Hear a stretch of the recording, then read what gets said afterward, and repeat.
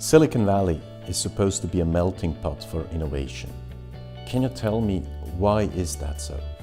The place where you go to do crazy stuff, the place where the adventurers go, right? Everything from the gold diggers to this special university to the inventors of the newest technologies, they came here. There was a battle about the original inventors of the microprocessor out in the East, and they left, and a team was put together here, and that brought that whole sort of innovation around technology to this place. Probably was the real breakthrough for the modern Silicon Valley was the appearance of venture capital. If you sort of spend some time here, is what the spirit is of the place, but also how people talk to each other, how they spend their time discussing their ideas, and how very disciplined that all is. You know, it's a very straightforward approach to how you talk about your ideas, because in the end you want to pitch your idea to an investor, and you know that they're not going to be easy on you. So you have to do the homework, you have to do the kind of iteration of your idea until it's good enough. The fundamental questions that we raise in our work, in our exercises, and in our methods are about where's the world going, whether you go there or not, right? So that we can have a meaningful conversation in our company about what does that mean to us. So that's the second question. Where's the world going? Who are we going to be in that world? Have we thought about that? But if you don't know where the world is going, you're stuck.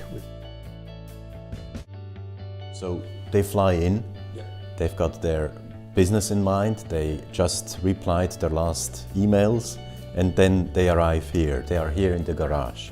So how do you break them up?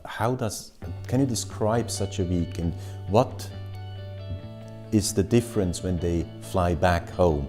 Once you see these kind of things and you understand the signals, then you can begin to think about, okay, you know, is there a space for us in that new world? A lot of our work has to do with leadership and leadership development, to see that future, then to lead into that future. We call that future-driven leadership.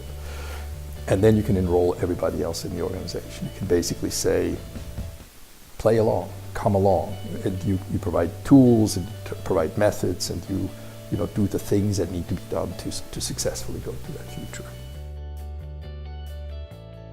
So typically what we do is we start the week by engaging a group in this kind of blueprint exercise, an exercise where they tell us as a group together where they think the world is going and what the implications are for them given what they already know. So we start with where they are, and then we take them on the tour. You know, we take them to really interesting think tanks, we bring in a few university professors, we go visit some of the large companies here that are very well known and that are impacting the world every day, and we take them to a whole bunch of startups, and then at the end we do another round of a blueprint which is now based on what they've seen, and that's usually where the big ahas happen, and they can say, okay, we start here, right? This is an initiative that we're going to start tomorrow, and these are the kind of things we need to do right away. A group from Airbus was here, and I brought in a few sort of notions about 3D printing at the time, so quite a few years ago. This week that they were here, I was able to introduce them to Autodesk, which is, by the way, something that we do as well. It's not just to see companies, but actually to see companies with whom you might partner. So within a year or two after this introduction, they built something called the Bionic Wall. And it was a 3D printed element of an aircraft. Airbus had not contemplated putting 3D printing on their strategy. That was not part of their blueprint. By the time the week was over, it was a fundamental part of their blueprint. Have you perhaps an example where you found out the new business model where the company itself turned around? The classic example is our work with Swisscom. The idea there was we did a blueprint with the leadership. That was in 2005, right?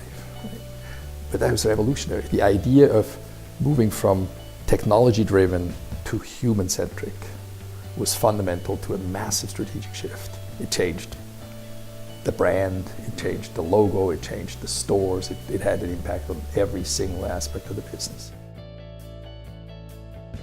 They come here, they smell the air, they see the stuff, and they go, I get it, right? There's that moment of deep connection to this kind of discovery of the future. If the leaders are uncertain, or are guiding us backwards, or are, it's a problem, right? But they also take away some tools. They take some simple tools that they can bring back to their company. Thirdly, I think specific strategies.